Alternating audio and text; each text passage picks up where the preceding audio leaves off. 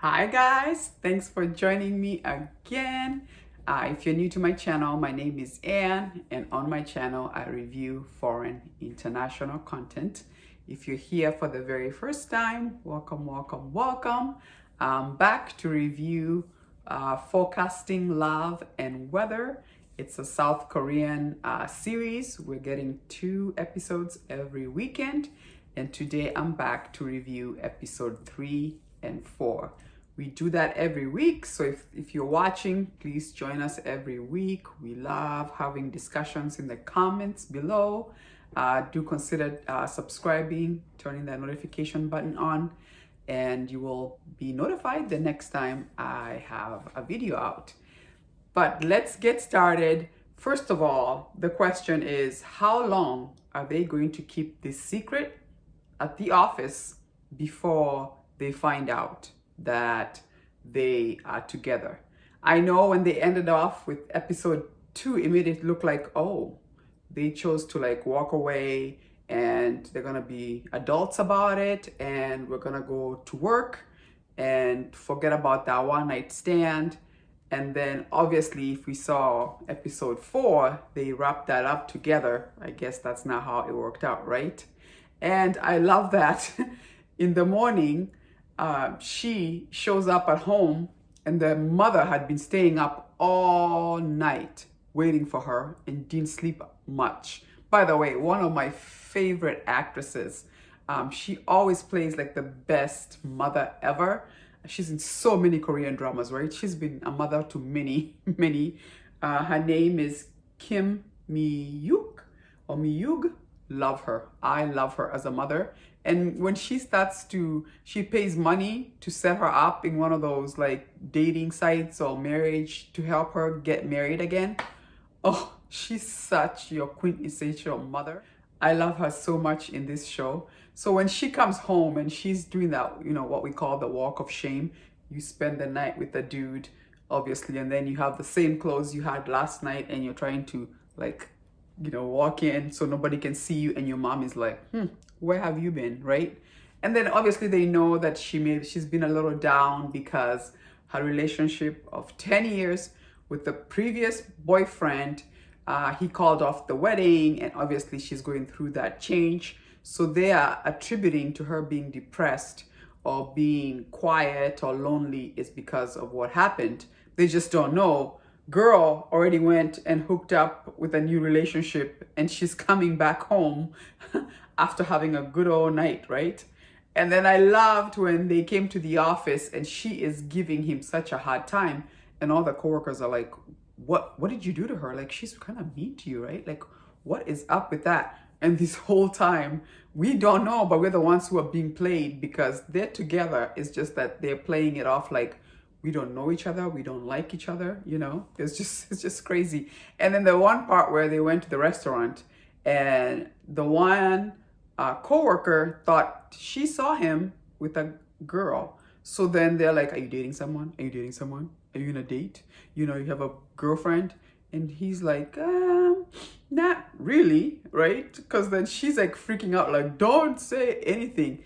And then, so did you have a good night? He goes, yeah, it's pretty hot. I thought that was so much fun. And then it was just interesting how she's trying to cover it up by giving him different reports and making him stay up working late, with the whole fog thing.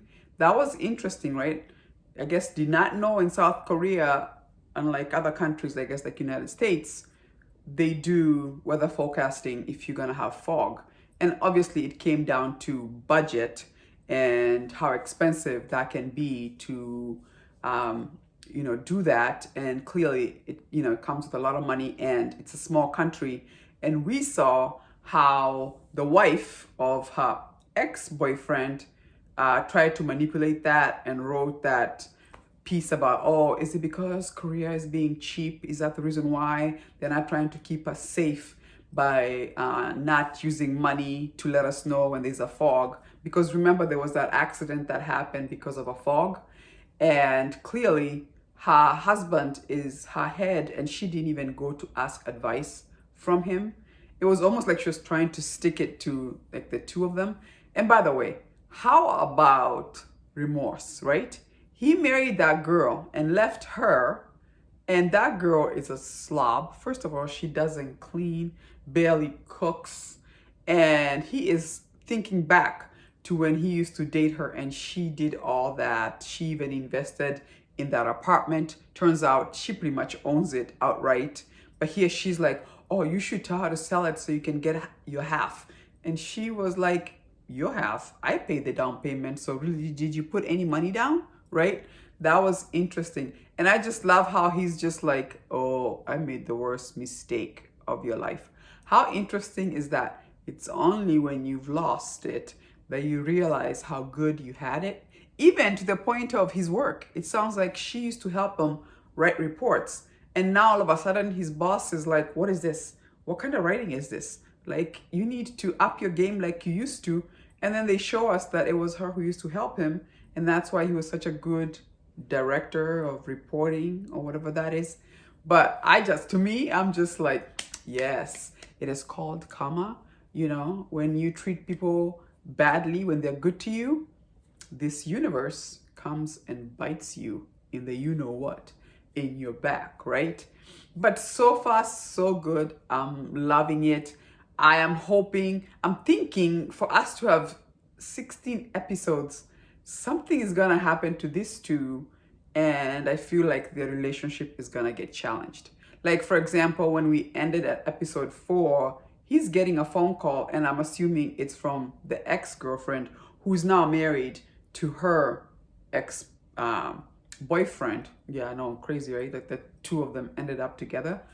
And does that mean maybe she's got a hold on him? When she calls, he goes running? I don't know. I feel like their relationship is about to be challenged. I'm not sure how, but I have a feeling that phone call doesn't help things, right?